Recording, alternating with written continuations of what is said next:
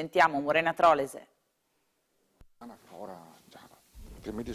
Nuove imprese, giovani e rispetto dell'ambiente. La Regione presenta all'Europa il piano di spesa per i prossimi 7 anni, da qui al 2020. A disposizione del settore primario veneto ci sono 1 miliardo e 184 milioni di euro da investire. Veneto Agricoltura fa il punto, da seguire sono le linee guida comunitarie. Il piano di spesa va presentato infatti all'Europa, che prima di sganciare il finanziamento deve dare l'ok. Con questo incontro noi presentiamo i contenuti tecnici del programma, ovvero proprio gli interventi, i contenuti delle misure e i requisiti con i quali si darà gambe e si utilizzeranno queste risorse, questo 1 miliardo e 184 milioni di euro reso disponibile per il Veneto da qui al 2020.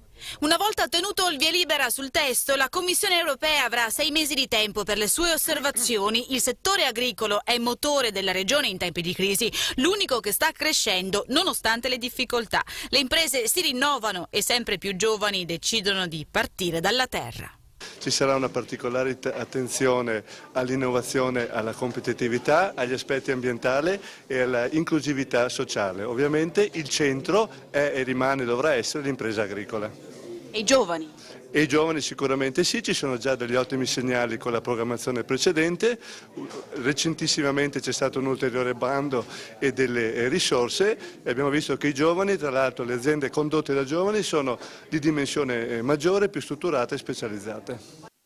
Sono 20.000 i nuovi addetti del settore negli ultimi 3 anni e sempre più figli seguono le orme dei padri, puntando sull'innovazione che piace all'Europa.